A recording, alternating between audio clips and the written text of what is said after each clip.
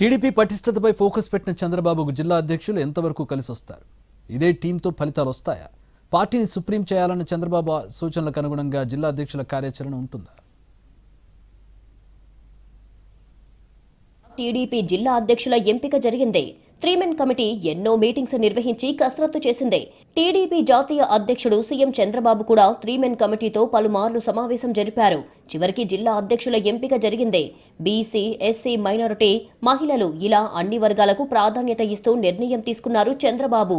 Party పటిష్టత, పార్టీని supreme చేయడం, స్థానిక సంస్థల ఎన్నికలు లాంటి ఆలోచనలకు జిల్లా అధ్యక్షులు ఎంతవరకు సపోర్టు చేయగలరు అనే చర్చ ప్రస్తుతం పార్టీలోనే జరుగుతోంది. పార్టీకి విధేయులుగా ఉన్నవారికి, ప్రతిపక్షంలో ఉన్నప్పుడు పోరాటం చేసిన వారికి పదవులు వచ్చాయి. వీరికి జిల్లా అధ్యక్షులుగా చంద్రబాబు మంచి అవకాశం ఇచ్చారు. అయితే కూటమి ప్రభుత్వం అధికారంలోకి వచ్చిన తర్వాత కొంతమంది నేతల వైఖరి పూర్తిగా మారిపోయింది. ఎమ్మెల్యేల వైఖరిపై కూడా సీఎం చంద్రబాబు తీవ్ర అసంతృప్తి వ్యక్తం చేస్తూ వస్తున్నారు. ఇలాంటి తరుణంలో ఎమ్మెల్యేలను కట్టడి చేసే బాధ్యత కూడా ప్రస్తుతం జిల్లా అధ్యక్షులపై కొంతవరకు ఉంటుంది. వీళ్లు అంచనాలు ఎంతవరకు అందుకోగలరు అనే చర్చ కూడా జరుగుతోంది. చంద్రబాబు చాలా సందర్భాల్లో పార్టీనే సుప్రీం అని చెబుతున్నారు. పార్టీని ఓన్ చేసుకున్న వారికే ప్రస్తుతం జిల్లా అధ్యక్ష పదవులు వచ్చాయి. అయితే వచ్చిన అవకాశంతో పార్టీని ఎంతవరకు ముందుకు నడిపిస్తారు అనేది ఆసక్తికరంగా మారింది. ప్రతిపక్షంలో ఉంటే ప్రభుత్వ విధానాలపై ఏదో రకంగా పోరాటం చేసే అవకాశం ఉంటుంది.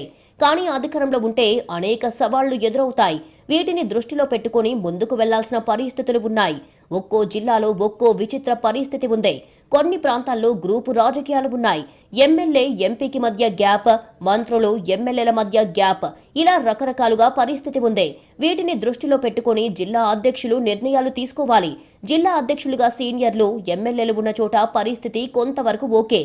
కానీ మిగిలిన జిల్లాల్లో మాత్రం ఇబ్బంది తప్పేలా లేదు. ఈ జిల్లాలపై ఎక్కువగా ఫోకస్ చేయాల్సిన పరిస్థితులు వచ్చాయి. ఎమ్మెల్యేలను కంట్రోల్ చేస్తూ పార్టీని పటిష్టం చేయడం, నేతల మధ్య సమన్వయం, జిల్లా అధ్యక్షుల కీలక బాధ్యతలు, వీటిని దృష్టిలో పెట్టుకుని నిర్ణయం తీసుకోవాల్సిన పరిస్థితి కనిపిస్తోంది.